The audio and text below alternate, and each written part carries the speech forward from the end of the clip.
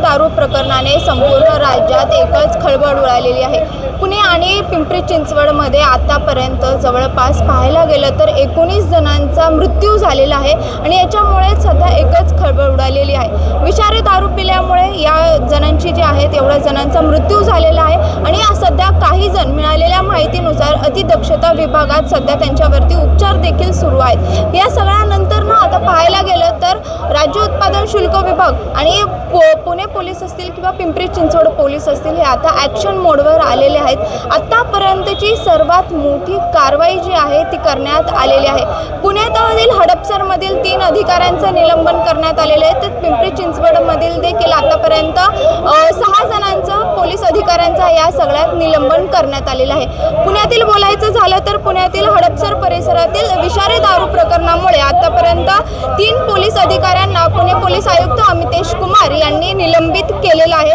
कर्तव्यात हलगर्जीपणा आणि निष्काळजीपणा दाखवल्याबद्दल ही कारवाई करण्यात आलेली आहे। यात पाहायला गेलं तर वरिष्ठ पोलीस निरीक्षक संजय मोगले, हसीना शिकिलगार आणि गुन्हे शोध पथकाचे पोलीस उपनिरीक्षक हसन मुलानी यांच्यावर ही निलंबनाची कारवाई करण्यात आलेली आहे। त्यानुसारच नुकत्याच मिळालेल्या माहितीनुसार हडपसर पोलीस ठाण्याचे प्रभारी अधिकारी म्हणून अशोक इप्पर यांची सध्या नियुक्ती करण्यात आलेली आहे। यासोबतच पिंपरी चिंचवड पोलीस आयुक्तांनी देखील या प्रकरणात मोठी कारवाई केलेली आहे।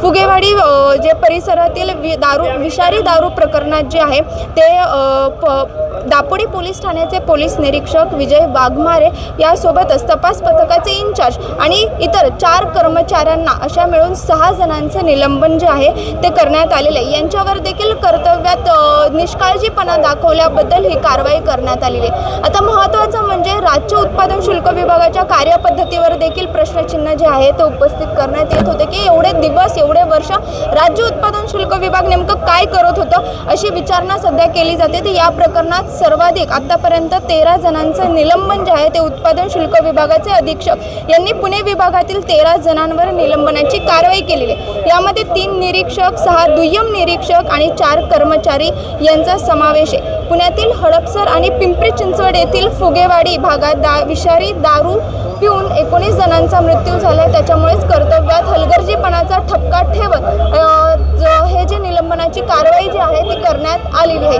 आता पाहायला गेलं तर असे पुणे पोलीस प्रशासन आणि राज्य उत्पादन शुल्क विभाग मिळून आतापर्यंत 22 अधिकाऱ्यांचं जे आहे ते निलंबन झालेलं आहे। आतापर्यंतची सर्वात मोठी अशी ही कारवाई म्हणावी लागेल। मात्र एकीकडे ही कारवाई करण्यात असली तरी सध्या पाहायला गेलं तर हे संपूर्ण प्रकरण जे आहे ते कुठेतरी एवढं दबक्या आवाजात सुरू होतं की पोलिसांना याची माहिती का नव्हती असा प्रश्न सध्या विचारला जातो। कारण की पोलिसांच्याच वरदहस्ताखाली ही जे पूर्ण दारूचे अड्डे जे आहेत ते चालू होते का? कारण की पोलिसांना या प्रकारची माहिती कशी नव्हती?